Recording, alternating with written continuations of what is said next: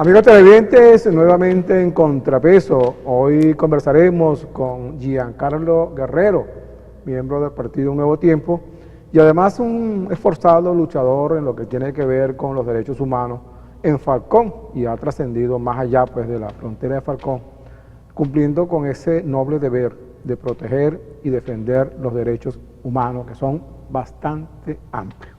Por cierto, que la Constitución de 1999 reivindica un poco o mucho en su articulado algo que tiene que ver con los derechos humanos, pero esta voluntad queda opacada ante el autoritarismo que otorga esta misma Constitución a la figura presidencial.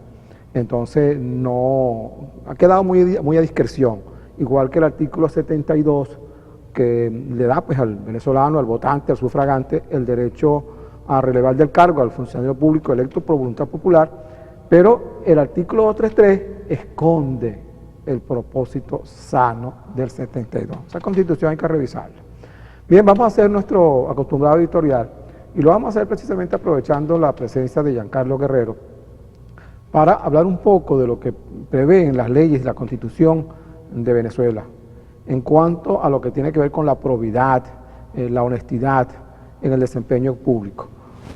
Reclamaba Nicomedes Zuluaga por allá, por el año de 1998, en un libro que es bien interesante, que el funcionario público debe ser competente, debe ser honorable, debe tener vocación para el servicio.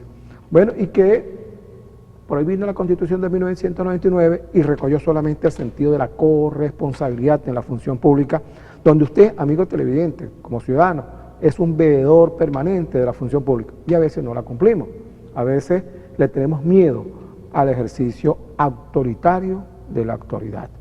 Giancarlo, bienvenido acá a Contrapeso. Bien, ha sido un hombre comprometido con esto de los derechos humanos. A mí nunca se me ha olvidado, Giancarlo, ya que está en materia de derechos humanos, aquel joven que fue asesinado por la espalda, cuando de una manera inocente corrió, creo que en el barrio Creolandia, de allá del municipio de Los Taques. Ese muchacho era un muchacho humilde, oriundo de Valencia, que vino a estudiar acá a la Universidad Francisco de Miranda. Y bueno, el hombre fue asesinado y se reconoció que fue involuntario, ¿no? Pero hasta ahí llegó. No sé si tienes conocimiento de esa causa, de ese caso muy particular, porque lo humano siempre duele. Bueno, imagínate, estos son tristes episodios que vivió el Estado Falcón para el año 2000, sí, y que duró hasta el 2008, 2009, más o menos, la incidencia de un accionar irregular de los grupos parapoliciales, que era un pequeño grupo desviado de lo que es la esencia propia de la función policial. Pues hicieron una especie de exterminio social que determinó la vida de más de 250 personas en el Estado, y con una triste incidencia incluso de 3 personas desaparecidas, una desaparición forzada continuada que por ser continuada se mantiene hasta los momentos. Un triste episodio del cual nosotros los falconianos nunca más podemos volver a apostar a vivir esos momentos tan tristes y tan lamentables, que desdicen mucho a la condición humana, y sobre todo que dicen mucho estos criterios en materia de derechos humanos que bien los hacías tú en tu exposición cuando nos hablabas de la Constitución, que toda esta gama de derechos establecidos en el título 3 de la Constitución, que compila toda la esencia de estos tratados, convenios internacionales que ha suscrito Venezuela, y que se le dieron, además de tener un carácter supranacional, por el compromiso que ha asumido el Estado a nivel internacional, le dan un carácter constitucional cuando son establecidos en el título 3 de la Constitución. Y pues, contrario a la norma, vimos ese accionar en Falcón y en muchas partes otras partes del país, pues, y ahí se hizo una lucha, se hizo un gran empeño. Desconozco el caso propiamente que me mencionan, sí, no lo recuerdo. Sí. Pues fueron muchos casos, más de 250 sí, casos, y que nuestra organización, que una organización la cual yo fundé, de la cual ya no soy miembro porque estoy haciendo activismo político, que es el Comité Pro Defensa de los Derechos Humanos, desde allí, con los familiares de las víctimas, se adelantó un trabajo interesantísimo en función de reclamar al Estado su responsabilidad sobre este tema, y que se respetara se restituyera en principio pues la garantía de la vida que estaba en prejuicio, en peligro en ese momento por el accionar de estos grupos que no solamente determinaron vida de presuntos delincuentes, sino también de gente como el caso que nos estás contando, que lamentablemente por estas situaciones de extralimitación del poder fueron víctimas de estos grupos irregulares de los cuales debemos rechazar. Quiero rescatar para dejarlo claro, no es importante siempre hacerlo, pues que no estoy aquí hablando mal de la Policía del Estado Falcón, grandes funcionarios tenemos. Para el año 2000 tuvimos la mejor policía de Venezuela y de Latinoamérica, era la Policía del Estado Falcón, y que lamentablemente por personas que vinieron foráneas de otros estados del país, con un criterio de la función policial de un accionar violento, una experiencia, un expediente bastante comprometido, asumieron los mandos de la policía y desvirtuaron la función policial y le trajeron tanta muerte, tanta tristeza y luto a nuestro estado, cosa que todavía hoy la estamos lamentando porque el país, ya tú conoces la situación de justicia, pues no le da respuesta.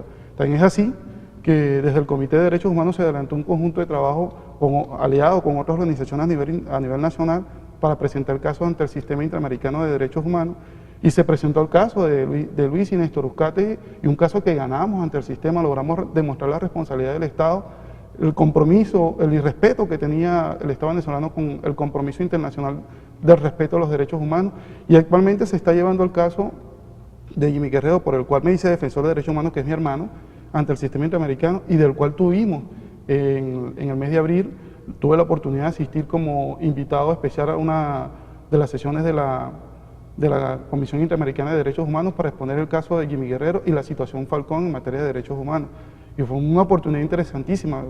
Con modestia te digo esto, pues soy el primer falconiano que llega a esa esfera para poder disertar un poco el tema, este tema tan interesantísimo que no solamente abarca el accionar policial, que hoy también lo estamos viendo con el tema de recursos hídricos, como vemos como el Estado pues violentando la obligación que tiene de garantizar el servicio de agua potable a los ciudadanos falconianos. Hoy pues vemos cómo estamos presenciando este tipo de situación que constituye también una violación grave a los derechos humanos, porque el agua ha sido declarada por la ONU como un servicio de interés y muy relacionado al tema a los derechos humanos, reconocido como un derecho humano universal. Bien, ese tema lo vamos a abordar, pero me gustaría continuar en el abordaje pues de esta situación de los derechos humanos. Fíjense que el aprendizaje es continuo, es permanente. Por aquello de Aristóteles que decía, solo sé que no sé nada, porque a veces no andamos permanentemente dosificando el conocimiento como herramienta del aprendizaje para crecer. Pero escuché a Claudio Fermín, debo decirlo acá, en una entrevista que le hizo la muchacha esta Poleo, Patricia Poleo, donde decía ahí nuestro amigo Claudio, que es sociólogo, que ha hecho posgrado en Harvard, como lo hizo Cardoso, decía que el ser humano es el único animal que cambia, el único animal que se adapta a las circunstancias, a las cosas. Por eso él cree en el ser humano y cree en el cambio de conducta de los seres humanos.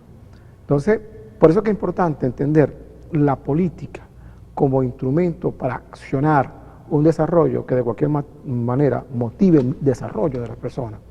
El desarrollo de las personas desde el punto de vista mental, desde el punto de vista físico, desde el punto de vista de su activismo social, es parte precisamente de una política. ¿Será que hemos olvidado eso, Giancarlo?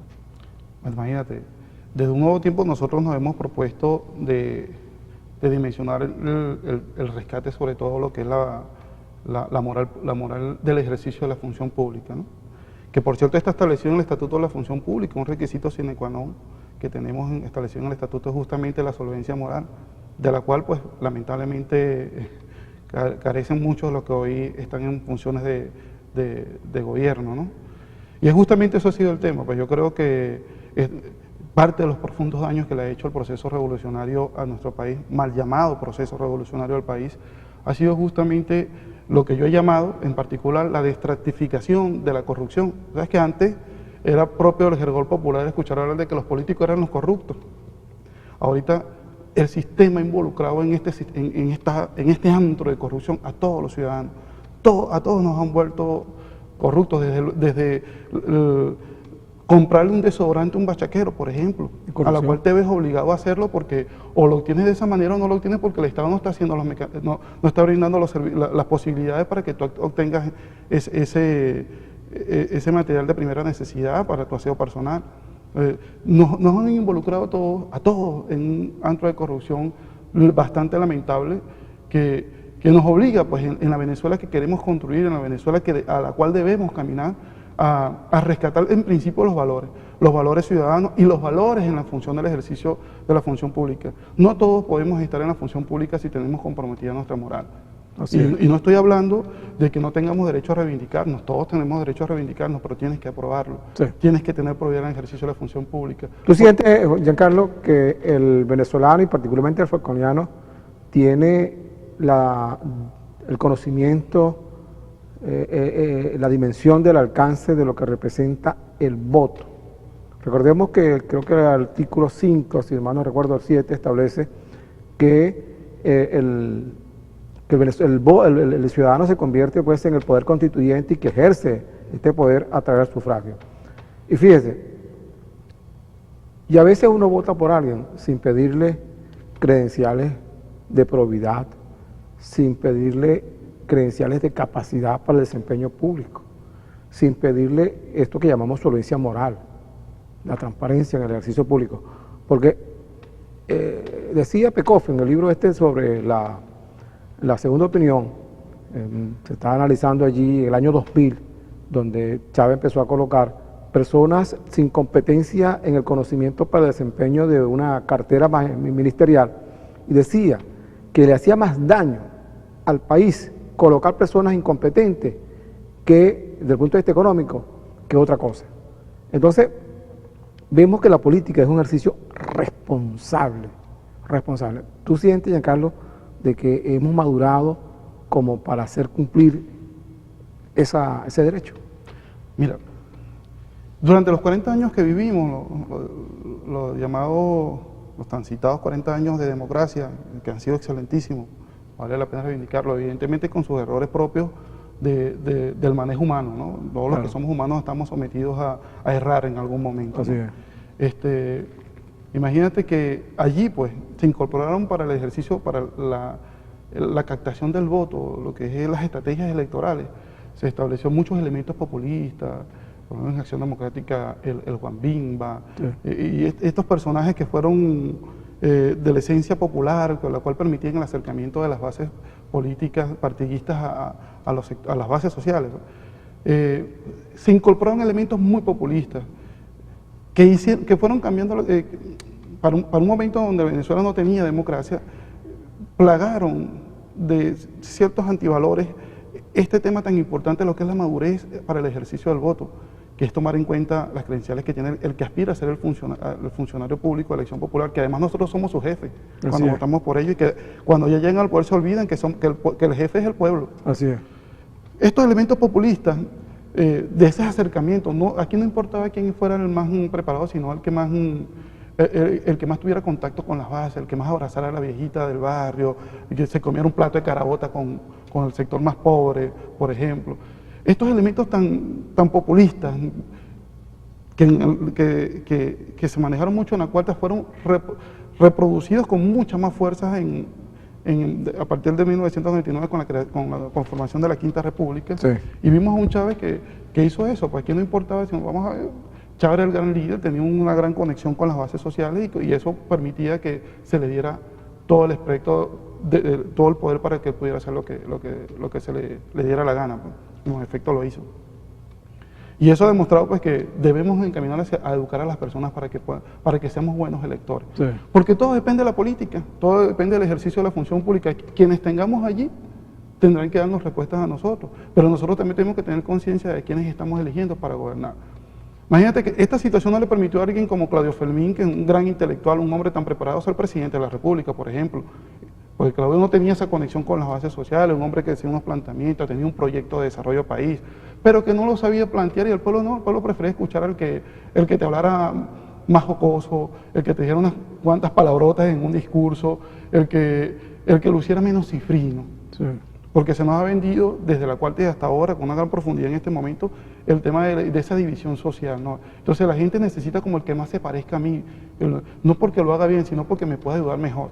Entonces necesitamos cambiar ese pensamiento de buscar al que más se parezca al pueblo, al que más se parezca. Imagínate, Pito se parece, por citar un ejemplo aquí, Pito viene de Cruz Verde, un personaje muy coloquial, el alcalde del municipio de Miranda, y qué cuestionable gestión tiene para nuestro municipio. No es garantía alguien que venga emergido de las bases sociales sin ningún tipo de preparación como este personaje pueda ejercer el poder, y aquí tenemos la muestra como esa. Entonces, todas estas situaciones que hemos venido viviendo deben permitirnos evaluar y reflexionar sobre cuál es el comportamiento electoral que estamos teniendo nosotros, que es una gran oportunidad de decidir quién nos va a gobernar, que es una gran oportunidad y que debemos nosotros entonces tener una madurez importantísima para elegir quiénes van a ser nuestros representantes en la función pública. Yo creo que debemos caminar hacia eso. Y los partidos debemos empeñarnos en educar al pueblo para que eso pase así, sean buenos electores.